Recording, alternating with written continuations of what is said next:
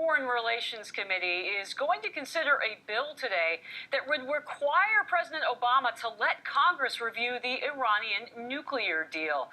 But has Senator Bob Corker watered it down so much that it's just meaningless?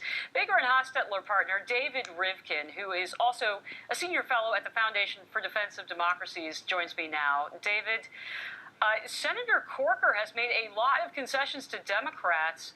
What does this bill really do, if anything?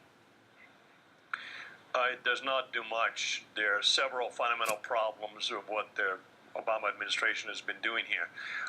Substantive problems aside, which is that it's a bad deal, the constitutional problem is that all of the major international undertakings of the United States are meant to be accomplished not by the president by himself or herself, but with Senate's advice and consent. And as you know, Mary, the framers were so keen to ensure that international undertakings of the United States that were supposed to be kept would enjoy popular support. They not only gave the Senate's power of advice and consent, they acquired it by supermajority. You need 67 votes. Okay, well, that's all. Look, David, that's all well and good, but the president decided not to do this as a treaty. But why would Senator Corker, a Republican in a Republican-led chamber, give so many concessions to Democrats on their effort to reassert their power? I think it's mistaken.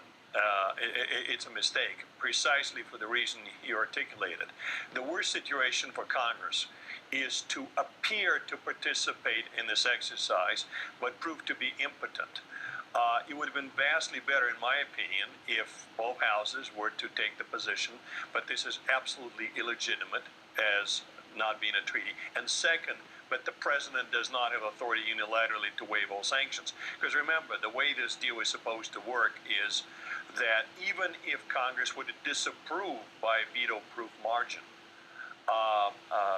if Congress were to do nothing as a result of its review, the president retains his ability to waive all sanctions. It is only if Congress affirmatively disapproves the deal that he somehow loses his authority to lift all sanctions. I would argue it has no authority now. Yeah, but could a resolution of disapproval be filibustered anyway, David? It can. It right. can. But my point is, as a constitutional matter, once Congress says to executive branch, you cannot do something, you don't need to say it twice. You don't need to say it 3 times. 1 time is good enough. I mean, this is not a junior high. This is not a kindergarten. So what does this mean for the future power of Congress? If President Obama manages to do this deal, not having it be a treaty, and the resolution of disapproval either doesn't happen or is filibustered, what does that mean for the future power of Congress? I think it sets a very bad precedent. The separation of powers is always very fragile, requires the courts look at how the political branches behave vis-a-vis each other, and the vertical separation of powers context how the states behave vis-a-vis federal government. So the worst thing, in my opinion, and there are many bad things that happen in this administration's watch, but the worst thing is how this administration has debased fundamental constitutional norms. And I think the Congress